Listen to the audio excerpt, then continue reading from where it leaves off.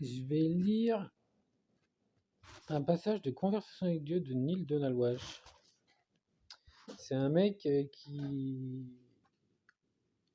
aurait dit avoir communiqué avec Dieu, c'est-à-dire qu'il a posé des questions et il a reçu des réponses. Alors, intrigué, j'ai demandé à Dieu d'élaborer à ce sujet. Voici ce que Dieu a dit. Tout d'abord, remplaçons le mot parler par communiquer. C'est un bien meilleur terme, plus riche, plus précis. Lorsque nous essayons de nous parler, moi à toi à moi, nous sommes immédiatement contraints par l'incroyable limite des mots. Voilà pourquoi je ne communique pas seulement en parole, en réalité je le fais rarement, je communique le plus souvent par le sentiment. Le sentiment est le langage de l'âme. Si tu veux savoir ce qui est vrai pour toi, en ce qui concerne une chose précise, observe comment tu te sens par rapport à celle-ci. Les sentiments sont parfois difficiles à découvrir et souvent même difficiles à reconnaître. Mais ta vérité suprême se trouve tapie dans tes sentiments les plus profonds. Il s'agit d'arriver à ces sentiments. Je te montrerai comment, à nouveau, si tu le souhaites. J'ai alors dit à Dieu que je le souhaite vraiment, mais qu'à présent je souhaitais encore davantage recevoir une réponse entière et complète à mes questions. Voici ce que Dieu m'a dit. Je communique aussi par la pensée. La pensée et les sentiments ne sont pas la même chose, même s'ils se produisent parfois en même temps. En communiquant par la pensée, j'utilise souvent des images. C'est pourquoi les pensées sont plus efficaces que les seules paroles, en tant qu'outil de communication. En plus des sentiments et des pensées, j'utilise également le véhicule de l'expérience pour communiquer intensément.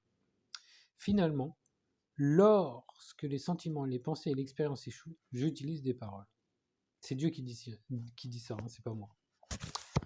Même si je me prends pour Dieu. En vérité, les paroles sont l'outil de communication le moins efficace. C'est l'outil le plus souvent ouvert à l'interprétation, le plus souvent mal compris. Pourquoi donc? À cause de la nature des paroles. Les paroles ne sont que des émissions de sons, des bruits qui représentent les sentiments, les pensées et l'expérience. Ce sont des symboles, des signes, des insignes. Elles ne sont pas la vérité. Elles ne sont pas ce qu'elles représentent. Les paroles peuvent t'aider à comprendre quelque chose, l'expérience te permet de connaître. Cependant, il y a des choses dont tu ne peux pas faire l'expérience. Je t'ai donc donné d'autres outils de connaissance. On les appelle les sentiments et les pensées. L'ironie suprême, c'est que tu aies accordé autant d'importance à la parole de Dieu et si peu à l'expérience. En fait, tu accordes si peu de valeur à l'expérience que lorsque ton expérience de Dieu diffère de ce que tu as entendu dire de Dieu, tu écartes automatiquement l'expérience et tu acceptes les paroles, tandis que ce devrait être exactement le contraire. Ton expérience et tes sentiments à propos de quelque chose représentent ce que tu en sais de manière factuelle et intuitive. Je relis. Ton expérience et tes sentiments à propos de quelque chose représentent ce que tu en sais de manière factuelle et intuitive. Les paroles ne peuvent servir qu'à symboliser ce que tu sais, elles peuvent souvent embrouiller ce que tu sais. Voilà donc les outils avec lesquels je communique, et pourtant ce ne sont pas les méthodes, car les sentiments, les pensées et l'expérience ne viennent pas tous de moi. D'autres ont prononcé bien des paroles en mon nom. Bien des pensées et bien des sentiments ont été parrainés par des causes que je n'avais pas directement créées. Il en résulte bien des expériences. Le défi, c'est d'avoir suffisamment de discernement. La difficulté, c'est de connaître la différence entre les messages de Dieu et les données provenant d'autres sources. Cette distinction devient simple lorsqu'on applique une règle de base. Ta pensée la plus élevée, ta parole la plus claire, ton sentiment le plus magnifique viennent toujours de moi. Tout le reste provient d'une autre source. Ce travail de distinction devient alors facile, car même le débutant ne devrait avoir aucune difficulté à identifier ce qu'il y a de plus élevé, de plus clair et de plus magnifique. Je te donne toutefois les indications suivantes. La pensée la plus élevée est toujours celle qui renferme la joie. Les paroles les plus claires sont celles qui contiennent la vérité. Le sentiment le plus magnifique est ce que tu appelles amour. Joie, vérité, amour. Les trois sont interchangeables et l'un mène toujours aux autres, peu importe dans quel ordre on les place. Une fois qu'on a distingué à l'aide de ces indications mes messages de ceux qui proviennent d'une autre source, il ne reste plus qu'à savoir si mes messages seront entendus. La plupart ne le sont pas. Certains parce qu'ils semblent trop beaux pour être vrais, d'autres parce qu'ils semblent trop difficiles à suivre. un grand nombre d'entre eux parce qu'ils sont tout simplement mal compris, la plupart parce qu'ils ne sont pas reçus. Mon messager le plus puissant, dit Dieu, est l'expérience. Et même celui-là, tu l'ignores. Surtout celui-là, tu l'ignores. Ton monde ne serait pas dans son état actuel si tu avais tout simplement été à l'écoute de ton expérience. Puisque tu n'as pas écouté ton expérience, tu continues de la revivre à répétition. Car mon but ne sera pas contrecarré, ni ma volonté ignorée. Tu recevras sûrement le message, tôt ou tard. Mais je ne t'y obligerai pas. Je ne te forcerai jamais, car je t'ai donné un libre arbitre, entre parenthèses, le pouvoir de faire ce que tu veux, et je ne te le retirerai jamais. Ainsi, je continuerai de t'envoyer les mêmes messages, encore et encore, à travers les millénaires et dans tous les coins de l'univers que tu occupes. À l'infini, je t'enverrai mes messages, jusqu'à ce que tu les aies reçus et accueillis en les considérant comme les tiens.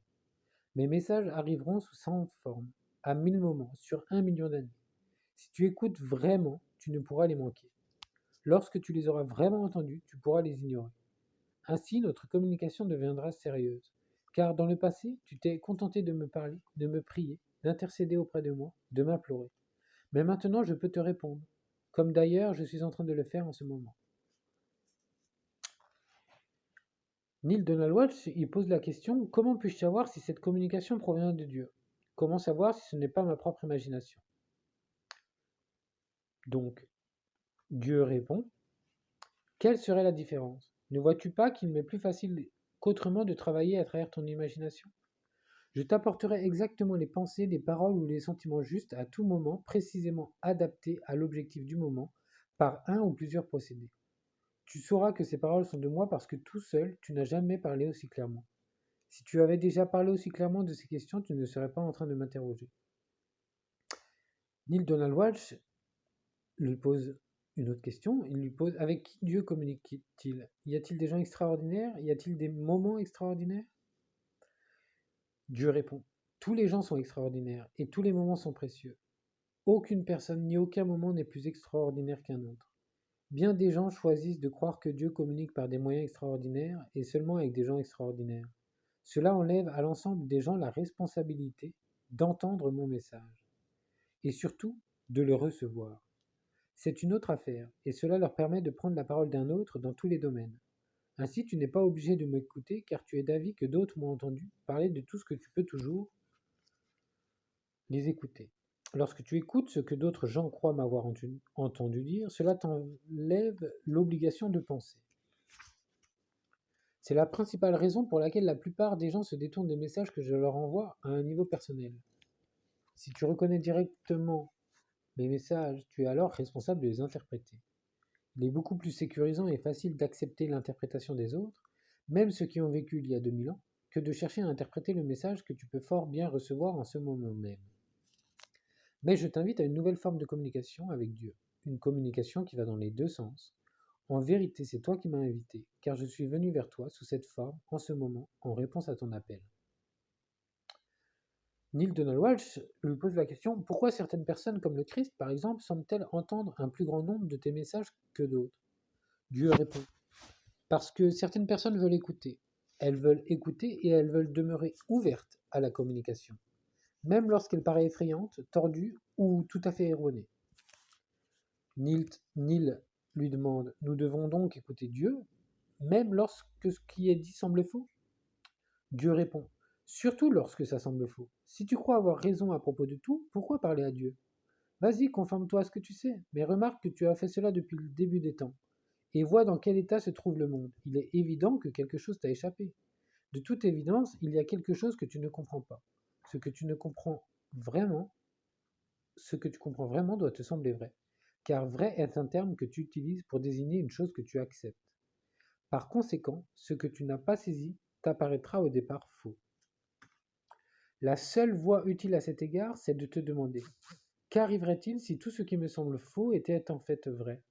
Les grands scientifiques savent cela. Lorsque son travail n'aboutit nulle part, un scientifique écarte toutes ses suppositions et recommence. Toutes les grandes découvertes proviennent d'une volonté et d'une capacité de ne pas avoir raison, et c'est ce qu'il te faut à présent. Tu ne pourras jamais connaître Dieu que lorsque tu cesseras de te dire que tu connais déjà Dieu. Tu ne pourras entendre Dieu que lorsque tu cesseras de croire que tu as déjà entendu Dieu. Je ne pourrai te dire ma vérité que lorsque tu cesseras de me dire la tienne. Mais ma vérité à propos de Dieu vient de toi, dit Neil Donald Walsh. Dieu répond. Qui a dit cela? Neil. D'autres. Dieu. Quel autre? Neil. Des leaders, des pasteurs, des rabbins, des prêtres, des livres, la Bible, pour l'amour du ciel. Dieu répond. Ce ne sont pas des sources autorisées. Ah non? Répond Neil. Non, répondit Dieu. Alors, quelles sont ces sources? Dieu répond. Écoute tes sentiments, écoute tes pensées les plus élevées, écoute ton expérience. Chaque fois que l'un ou l'autre diffère de ce que tu as appris de tes enseignants ou lu dans tes livres, oublie les paroles. Les paroles sont les moins fiables de toutes les sources de vérité.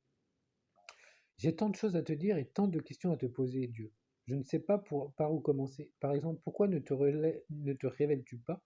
Si Dieu existe vraiment et que c'est toi, pourquoi ne te révèles-tu pas d'une façon compréhensible pour nous tous? Dieu dit, je l'ai fait à maintes reprises, je suis encore en train de le faire.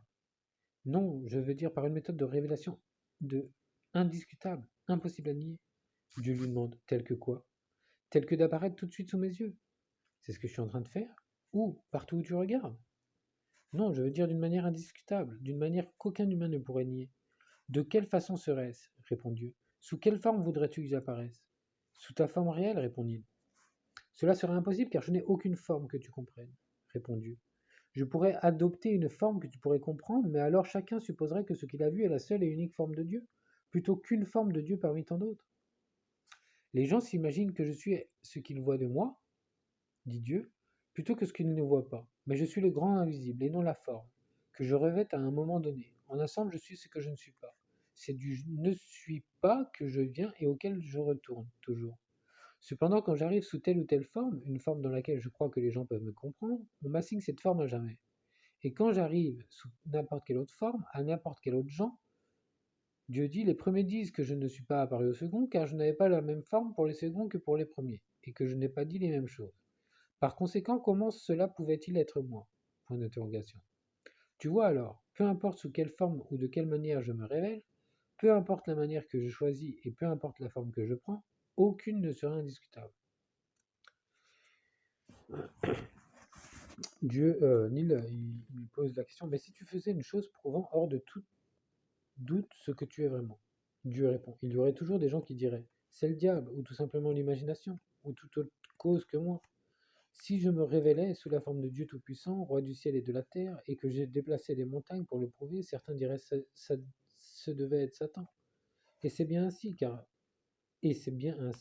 car Dieu ne révèle pas la divinité à la divinité à partir de ou à travers une observation extérieure, mais par l'expérience intérieure. Et lorsque l'expérience intérieure a révélé la divinité, l'observation extérieure n'est pas nécessaire. Et si l'observation extérieure est nécessaire,